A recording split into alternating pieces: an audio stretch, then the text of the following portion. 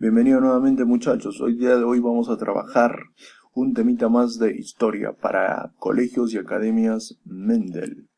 El día de hoy trabajaremos un temita importante que se llama el absolutismo y los estados europeos del siglo XVI. Vamos a conocer qué es el absolutismo, para quiénes está dirigido, especialmente para mis queridos estudiantes del tercero de secundaria. Vamos ahora, atención. ¿Cómo definimos el absolutismo? El absolutismo es un tipo de Estado que se desarrolló durante la Edad Moderna. Sus raíces están en el siglo XIV, XV, XVI y posteriormente va a culminar este tipo de gobierno en el siglo XVIII con la llamada Ilustración y Revolución Francesa.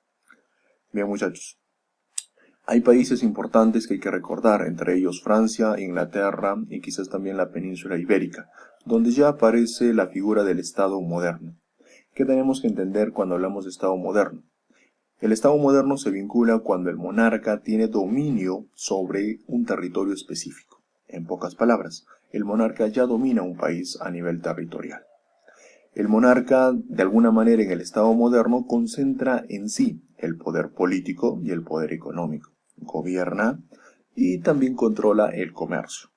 En el Estado moderno, para tener una buena administración, va a crear la burocracia. ¿Quiénes son parte de la burocracia? Todos los funcionarios que ayudaban a los monarcas. En el Estado moderno, el eje central en esta nueva forma de gobierno va a ser la monarquía. Por eso se dice que se da la consolidación de la monarquía autoritaria.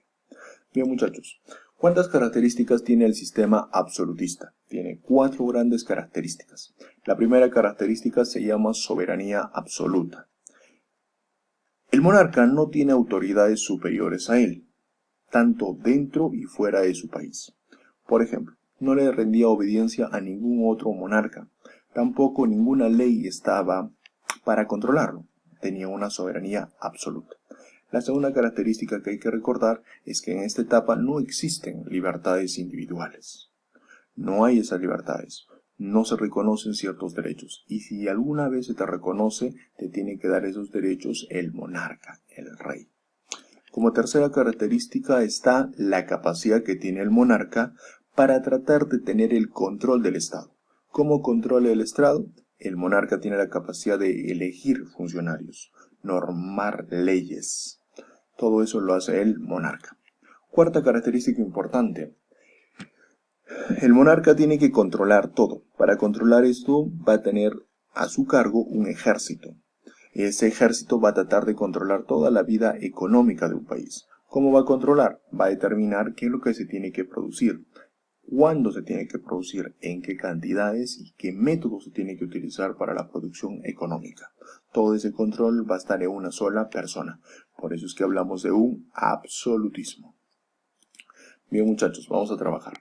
Dentro del absolutismo tenemos dos partes importantes: defensores y críticos. Defensores y críticos. Uno de los defensores más importantes es Thomas Hobbes. Thomas Hobbes es muy importante, señores. ¿Por qué es importante? Él decía que el absolutismo es muy importante para controlar el orden social. Sin el absolutismo todo esto sería un caos. Otro gran defensor va a ser importante, va a ser Jacques Bossuet. Este importante personaje decía que esta forma de gobierno había salido de las Sagradas Escrituras, o sea, se amparaba en las bases de la Biblia. También existieron dos personajes importantes, pero hicieron críticas fundamentales. Uno de ellos fue un inglés, nos referimos a John Locke. John Locke es un personaje muy importante. Él analiza el poder que van a tener los monarcas y dice: cuando un monarca tiene tanto poder, muchas veces se puede convertir en tirano. Es lo que afirma un gran crítico, John Locke. Por último hay que recordar a Hugo Grocio. Hugo Grocio es muy importante este personaje porque decía: por encima del poder del rey, quizás existen el reconocimiento de ciertos derechos. ¿Cuáles son esos derechos? Derecho a la vida y derecho a la propiedad. Por lo tanto, el rey no tiene los derechos ilimitados. Esa era su crítica de Hugo Grocio. En el absolutismo tenemos dos partes importantes para recordar: defensores y críticos. ¿Qué va a generar el absolutismo? va a generar tres cosas importantes. Primero, va a crear una institución, va a crear funcionarios, que eso se va a llamarse institución y burocracia. Segunda consecuencia es que va a estructurar un sistema legal. Van a haber leyes y una administración de justicia. Todo eso va a surgir a partir del absolutismo.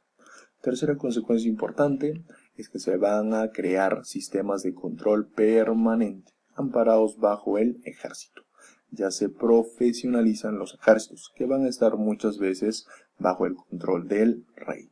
Bien, vamos a seguir. Ahora vamos a ver el caso de España en el siglo XVI. ¿Cómo manejaba España en el siglo XVI? Hay factores importantes que van a crear el absolutismo en España.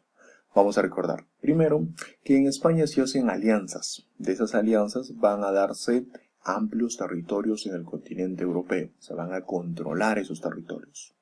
Los hijos de España van a ser casados con los hijos de Francia, y así van a surgir las llamadas dinastías. España, por su parte, ya había financiado viajes de algunos expedicionistas. Recordemos a nuestro gran amigo y célebre Cristóbal Colón, 1492. Va a ser el descubrimiento de esta nueva tierra que es América. Ya tenemos un segundo factor. Tercer factor importante, superioridad del ejército español. Existía un gran poder por parte del ejército que va a someter a muchos países europeos. Debemos recordar la resistencia del temido tercios españoles, una gran tropa que hizo someter a varios países, entre ellos el clásico enemigo Francia e Inglaterra. La debilidad de los estados europeos. Francia pasaba por una crisis, una guerra civil. Inglaterra no estaba bien a nivel militar y menos a nivel económico. Crisis.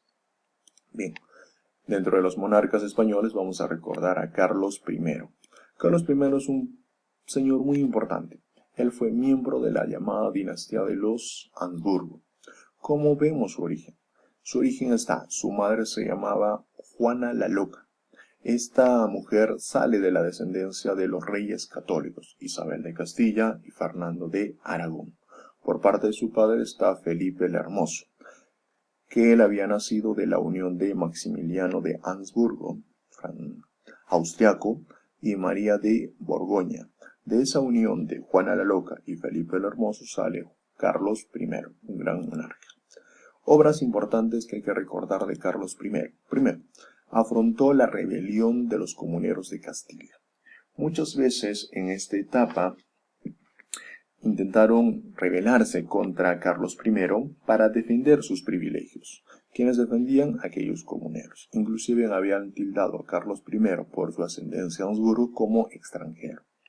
Ahora, estableció los virreinatos del Perú y México. Recordemos la figura de Hernán Cortés y Francisco Pizarro, creando las conquistas. Posteriormente la corona se va a sentarse en estas tierras, creando los llamados virreinatos, generando bastante privilegio, bastante poder económico para España. Luchó contra el rey francés Francisco I. Lamentablemente esta guerra no fue una clara victoria para ambos, más que todo fue un desgaste. Ese es el gobierno de Carlos I. Ahora, ¿cómo termina el gobierno de Carlos I? Carlos I termina sus territorios alemanes, van a ser entregados a su hermano. Su hermano se llamaba Fernando.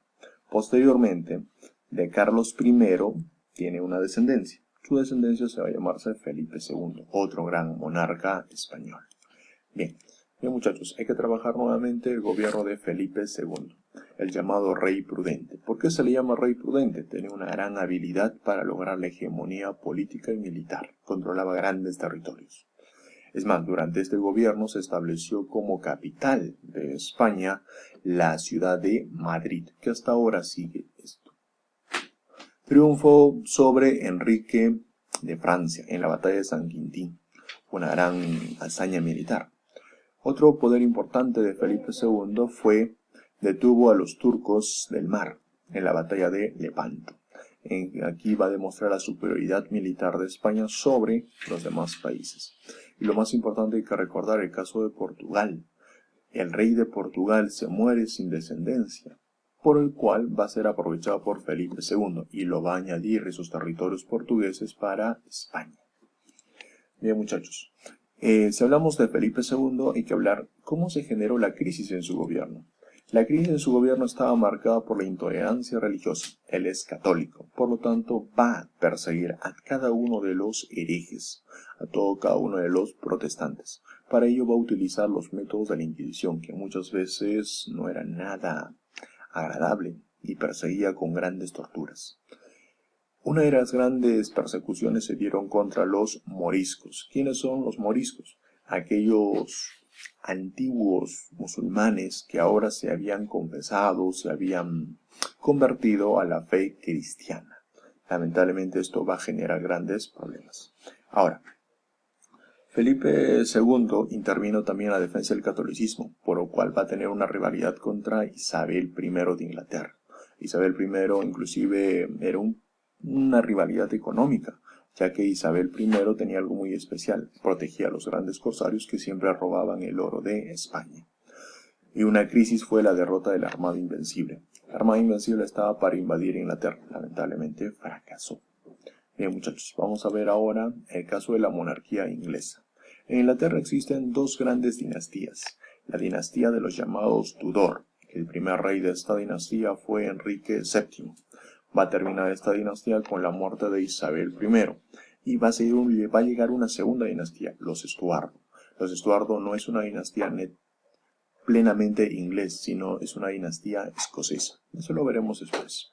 Vamos a conocer la figura de un gran monarca, Enrique VIII. Enrique VIII en su gobierno tuvo que hacer dos cosas importantes. Primero, trató de mantener el equilibrio entre España y Francia. No lo logró plenamente.